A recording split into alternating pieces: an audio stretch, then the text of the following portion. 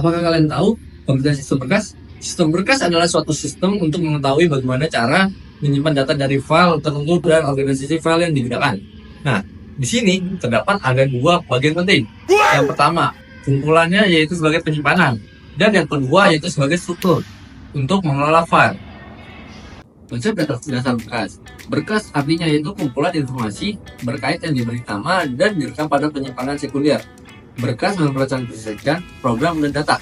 Data dari berkas bisa bersifat numerik, alfanumerik ataupun biner. Kemudian ada atribut pada berkas. Yang pertama ada nama. Nama adalah satu-satunya informasi yang tetap dalam bentuk yang bisa dibaca oleh manusia. Yang kedua ada tipe. Tipe ini dibutuhkan untuk sistem yang mendukung beberapa tipe yang berbeda. Yang ketiga ada lokasi. Lokasi merupakan pointer ke device dan ke lokasi berkas pada device tersebut. Yang keempat, ada ukuran. Ukuran yaitu berkas pada saat itu, baik dalam tipe byte, huruf, ataupun bit. Yang kelima, ada proteksi. Proteksi ini yaitu informasi mengenai kontrol akses. Yang keenam, ada waktu tanggal dan identifikasi pengguna. Informasi ini biasanya disimpan untuk pembuatan berkas. Operasi pada berkas. Yang pertama, membuat sebuah berkas. Tempat baru di dalam sistem berkas harus dialokasikan untuk berkas yang akan dibuat. Sebuah direktori harus mempersiapkan tempat untuk berkas baru. Kemudian direktori tersebut akan mencatat nama berkas dan lokasinya pada sistem berkas. Yang kedua, menulis pada sebuah berkas. Menggunakan sistem call beserta nama berkas yang akan ditulisi dan informasi apa yang akan ditulis pada berkas. Yang ketiga, membaca sebuah berkas. Menggunakan sistem call beserta nama berkas di blok memori mana berkas berikutnya diletakkan. Yang keempat, menempatkan kembali sebuah direktori yang bertugas untuk mencari berkas yang bersesuaian yang mengembalikan lokasi berkas pada saat itu.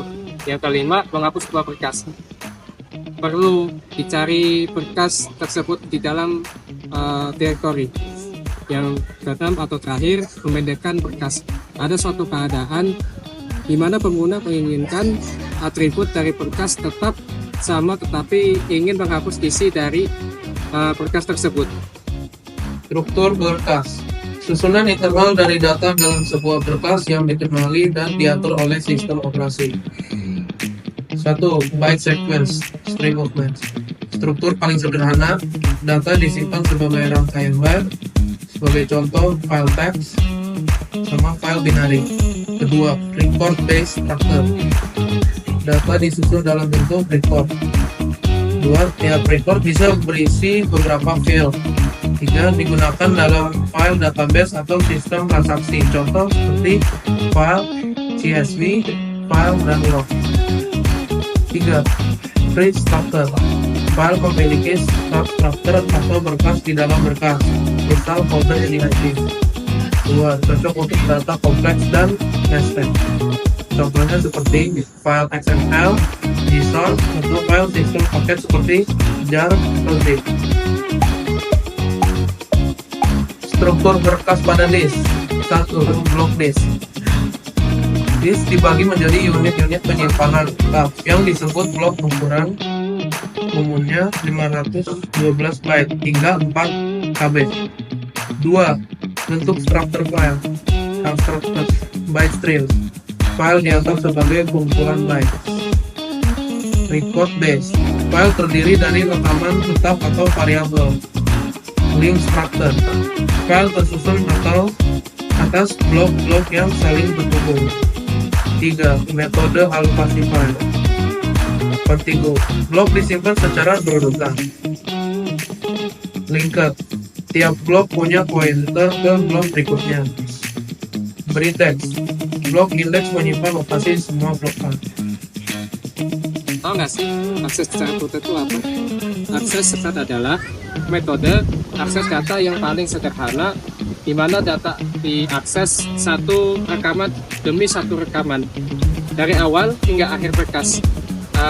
Metode ini cocok untuk aplikasi yang memproses secara data linear seperti membaca atau menulis data ke berkas log atau memproses data dalam operasi batch. Di sini ada gambaran sequential access method. Yang pertama blok 1 itu sebagai beginning, jadi di mana alur file itu akan menghubungkan satu sama lain dari blok 1 menuju blok 2, blok 3, blok 4 sampai blok seterusnya. Nah, sampai blok 9 itu end atau udah terakhir. Selanjutnya Kita akses secara langsung. Jadi yang pertama memungkinkan kita untuk akses langsung ke lokasi tertentu dan juga menggunakan alamat fisik atau posisi catatan untuk menemukan data, dan juga cocok untuk aplikasi yang butuh akses cepat seperti basis data. Lalu ada akses secara terindeks, yang dimana akses berkas terindeks menggabungkan kelebihan akses beruntun dan langsung dengan membuat indeks yang meletakkan kunci data ke alamat fisik dalam berkas. Indeks terpisah ini mempercepat pencarian dan akses spesifik. Operasi pada direktori. Operasi pada direktori adalah sebuah tindakan-tindakan yang dapat dilakukan dalam pengelolaan direktori pada sistem berkas, meliputi pembuatan berkas baru maupun penghapusan berkas. Lalu ada juga untuk pergantian nama direktori, perpindahan lokasi, dan juga pencarian berkas dan direktori berdasarkan kriteria tertentu.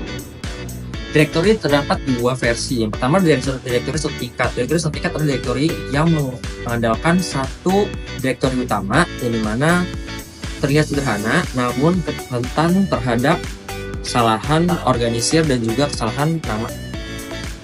Kemudian ada direktori dengan dua tingkat, yaitu direktori yang memiliki direktori utama, kemudian direktori kedua untuk setiap member.